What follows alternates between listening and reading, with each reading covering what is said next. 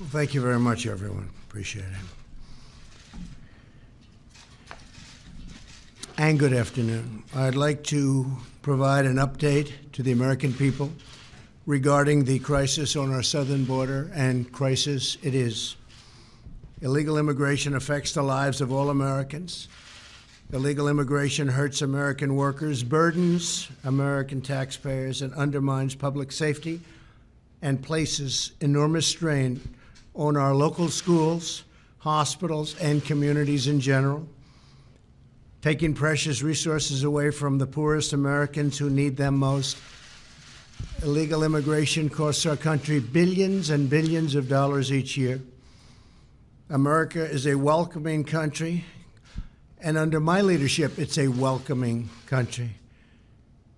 We lead the world in humanitarian protection and assistance by far. It's nobody even close. We have the largest and most expansive immigration programs anywhere on the planet. We've issued 40 million green cards since 1970, which means the permanent residency and a path to citizenship for many, many people. But we will not allow our generosity to be abused by those who would break our laws, defy our rules, violate our borders, break into our country illegally. We won't allow it. Mass, uncontrolled immigration is especially unfair to the many wonderful, law-abiding immigrants already living here who followed the rules and waited their turn. Some have been waiting for many years. Some have been waiting for a long time. They've done everything perfectly. And they're going to come in. At some point, they're going to come in. Many cases, very soon. We need them to come in because we have companies coming into our country. They need workers, but they have to come in on a merit basis, and they will come in on a merit basis. The communities are often left to bear the cost and the influx of people that come in illegally. We can't allow that. There's a limit to how many people a nation can responsibly absorb into their societies. Every day, above and beyond our existing lawful admission programs, roughly 1,500 to 2,000 people try crossing our borders illegally. We do a very good job considering the laws are so bad. They're not archaic, they're incompetent. It's not that they're old, they're just bad. And we can't get any Democrat votes to change them. It's only the Republicans that are in unison. They want to change them. They want to make strong borders, want to get rid of any crime because of the borders, of which there's a lot. And we've done a great job with the laws that we have. We're moving in tremendous numbers of people to get out the MS-13 gangs and other gangs that illegally come into our country. At this very moment, large, well-organized caravans of migrants are marching toward our southern border. Some people call it an invasion. It's like an invasion. They have violently overrun the Mexican border. You saw that 2 days ago. These are tough people in many cases. A lot of young men, strong men, and a lot of men that maybe we don't want in our country. But again, we'll find that out through the legal process. But they've overrun the Mexican police, and they've overrun and hurt badly Mexican soldiers. So this isn't an innocent group of people. There's a large number of people that are tough. They've injured, they've attacked, and the Mexican police and military has actually suffered. And I appreciate what Mexico is trying to do. So let me begin by stating that these illegal caravans will not be allowed into the United States, and they should turn back now because they're wasting their time. They should apply to come into our country. We want them to come into our country very much. We need people to help us with all of these companies that are coming in. We've never had anything like this. We have car companies coming in. We have Foxconn, so involved with the manufacturing of Apple products, coming in Wisconsin. We have a lot of companies coming in, but they have to apply, and they have to be wonderful people that are going to love our country and work hard. And we've already dispatched for the border the United States military, and they will do the job. They're setting up right now, and they're preparing. We hope nothing happens, but if it does, we are totally prepared. Greatest military anywhere in the world, and it's going to be and is now in great shape, no longer depleted like it was when I took over as the President of the United States. The government of Mexico has generously offered asylum, jobs, education, and medical care for people within the Caravan, but many members of the Caravan have refused these offers, which demonstrate that these migrants are not legitimate asylum seekers. They're not looking for protection, because if they were, they'd be able to get it from Mexico. Mexico has agreed to take them in and encourage them to stay. But they don't want to stay. They want to come into the United States. So this is no longer safety, and asylum is about safety. Asylum is not a program for those living in poverty. There are billions of people in the world living at the poverty level. The United States cannot possibly absorb them all. Asylum is a very special protection intended only for those fleeing government persecution based on race, religion, and other protected status. These caravans and illegal migrants are drawn to our country by Democrat-backed laws and left-wing judicial rulings. We're getting rulings that are so ridiculous, so bad, they're writing the laws. Can't do that. Collectively known as an example, catch and release. It's a disgrace that we have to put up with it. These policies lead to the release of illegal aliens into our communities after they've been apprehended. But we're not releasing anymore. Big change as of a couple of days ago. We're going to no longer release. We're going to catch. We're not going to release. They're going to stay with us until the deportation hearing or the asylum hearing takes place. So we're not releasing them into the community. We have millions of people that over the years have been released into the community. They never show up for the trials. They never come back. They're never seen again. And those people, they know who they are. And we know a lot of where they are, who they are, and those people will be deported, directly deported. The biggest loophole drawing illegal aliens to our borders is the use of fraudulent or meritless asylum claims to gain entry into our great country. An alien simply crosses the border illegally, finds a Border Patrol agent, and using well-coached language by lawyers and others that stand there and trying to get fees or whatever they can get, they're given a phrase to read. They never heard of the phrase before. They don't believe in the phrase. But they're given a little legal statement to read. And they read it. And now all of a sudden they're supposed to qualify. But that's not the reason they're here. This merely asserts the need for asylum, and then often released into the United States, and they await a lengthy court process. The court process will take years sometimes for them to attend. Well, we're not releasing them into our country any longer. They'll wait for long periods of time. We're putting up massive cities of tents. The military is helping us incredibly well. I want to thank the Army Corps of Engineers. They've been so efficient, so good, so talented. We have thousands of tents. We have a lot of tents. We have a lot of everything. We're going to hold them right there. We're not letting them into our country, and then they never show up, almost. It's like a level of 3%. They never show up for the trial. So by the time their trial comes, they're gone. Nobody knows where they are. But we know where a lot of them are, and they're going to be deported.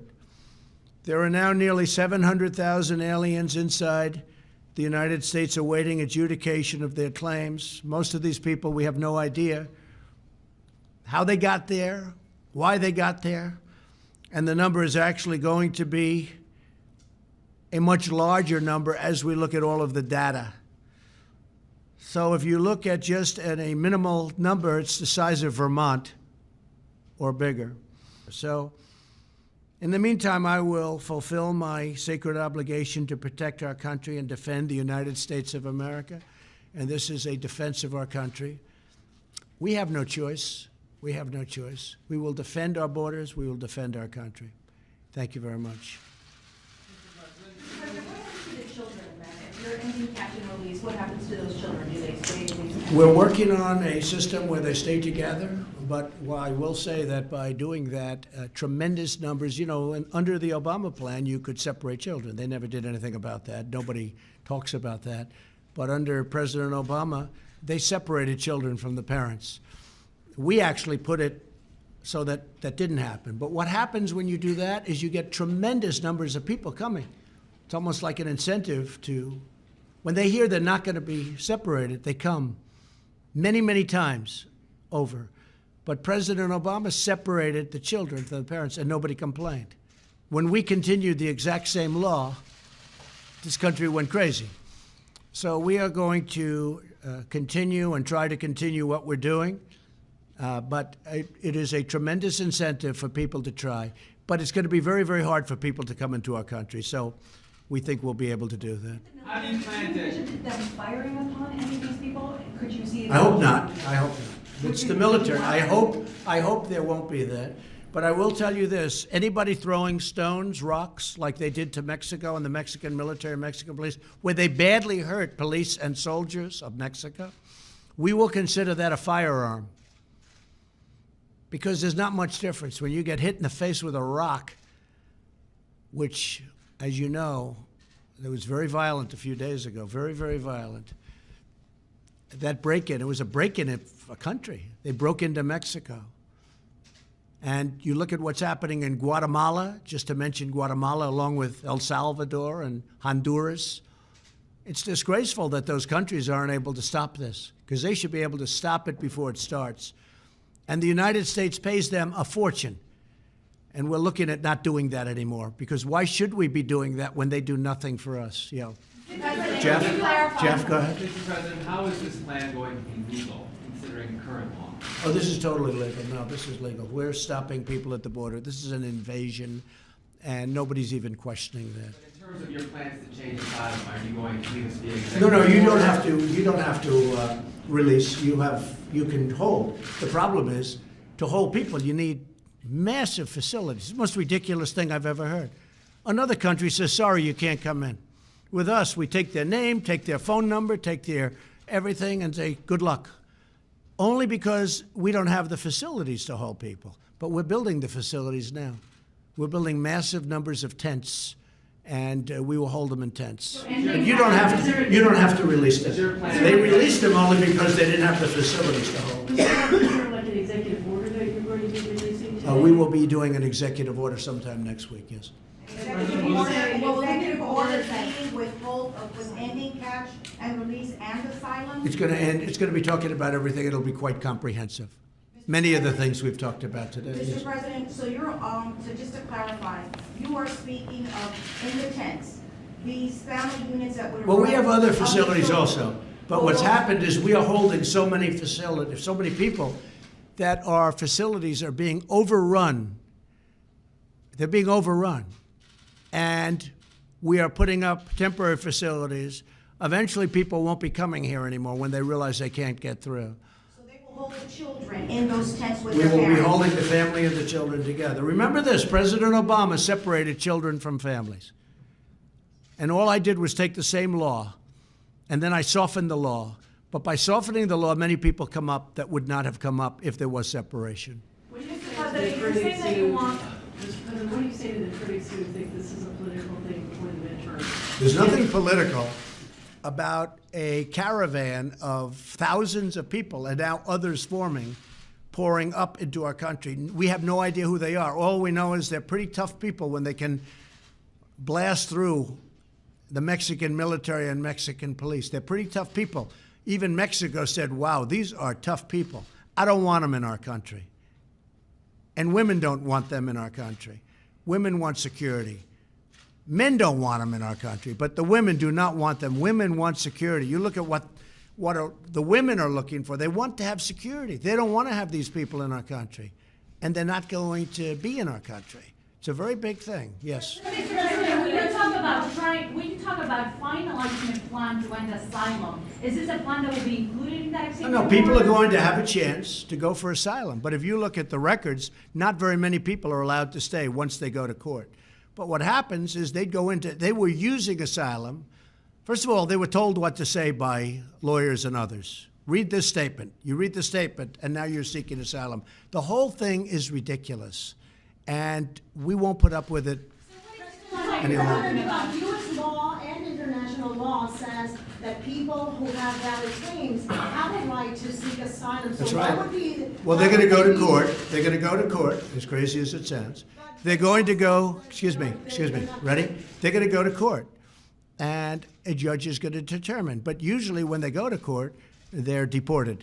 It just seems that most of the people are deported once they go. The problem is they never end up going to court because when they come in, they're told to come back in a year for a court case, and they disappear into the United States, never to be seen again.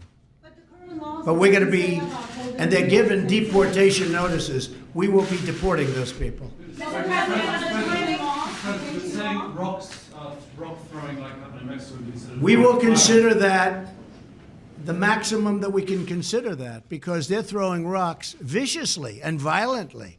You saw that 3 days ago, really hurting the military. We're not going to put up with that. They want to throw rocks at our military fights back. We're going to consider it, and I told them, consider it a rifle. When they throw rocks like they did at the Mexico military and police, I say, consider it a rifle. Jeff? It's a separate topic, sir. Did you offer Heather Mauer the job as a running No, she's under very serious consideration. She's excellent. She's been with us a long time. She's been a supporter for a long time, and she's really excellent. So she's under very serious. We'll probably make a decision next week. We have a lot of people that want the job, and there are a lot of really great people, but we'll be talking about that next week sometime. Did you see Oprah Winfrey's comments today? I didn't. What did she say? She was campaigning in Georgia at the same time that Vice President Pence was. At the same time as Excuse me, at the same time Vice President Pence was encouraging people to vote and Well, that's okay. I mean, look, I was on Oprah's the last week of her show. Oprah liked me very much. I've always liked Oprah. You know, Oprah's good, but the woman that she's supporting is not qualified to be the governor of Georgia by any stretch of the imagination. And I'll be in Georgia the next few days, and we have a tremendous, around Macon, we have a tremendous crowd already. Nobody has a crowd like we have because people want to see a great governor of Georgia. And I think Brian's going to be a great governor of Georgia. I think he'll be a fantastic governor. He's totally qualified. She is not qualified to be the governor of Georgia. She's not qualified. And Georgia's a great state. It's a great, great state. Take a look at her past, take a look at her history, take a look at what she wants to do and what she has in mind for the state. That state will be in big, big trouble very quickly. And the people of Georgia don't want that. Question? We just received an update on an election integrity. Can you say for a fact that our elections are Yeah. I just met with the FBI, with Chris, and the Justice Department, and with Secretary Nielsen, and they've spent a lot of time and effort and some money on making sure that everything with respect to the election coming up in 5 days is going to be perfect and safe. There will be hopefully no meddling, no tampering, no nothing. And we spent a lot. Now, President Obama had the chance to do that in September before 16, but he chose not to do that because he thought Hillary Clinton was going to win. And while everybody agrees it didn't affect the vote at all, nevertheless, he could have done things that probably would have made it a little more obvious, a little clearer. But he was told by the FBI in September, before the election in 16, about potential meddling or potential Russian meddling, and he did nothing about it. He didn't do that because he thought that Hillary Clinton would win. All right, one more. Are you optimistic that you can still get continuing resolutions through December 7th for Homeland Security Monday? Even if the Democrats take the House? I think we're going to do very well in the election. I must tell you, if you look at the races, if you look at the Senate, which is very important, obviously. I'm leaving today. I'll be in Missouri, and I'll be touching down at a number of places over the next 5 days. But I think we're doing very well in the Senate. And I think we're doing very well in the House. The only problem is with the House, there's so many people. I'd like to stop for every one of them, but there's so many people. But I think we're doing very well in the House. I think people want to see strong borders. I think they want to see security. They want to see good health care. They want to see the things that we're providing. They don't want to have their taxes increased. We're decreasing their taxes. We just announced yesterday, you probably heard, Kevin Brady put it out, a reduction of tax. We're going for a reduction of middle income tax of 10%. The Democrats want to, double up your taxes. In some cases, you'll have to pay 3 times what you're paying right now in order to get bad health care. And so what we're doing is something that I think the people want, and I think we're going to do very well in the election, even though history says that whoever the president may be, it trends the other way. It certainly does seem that way, but nobody's ever been president that has the greatest economy in the history of our country. This is the greatest economy in the history of our country. These are the greatest unemployment and employment numbers in the history of our country. Nobody's ever had that to campaign with, so I do. Thank you all very much. I appreciate it. Thank you.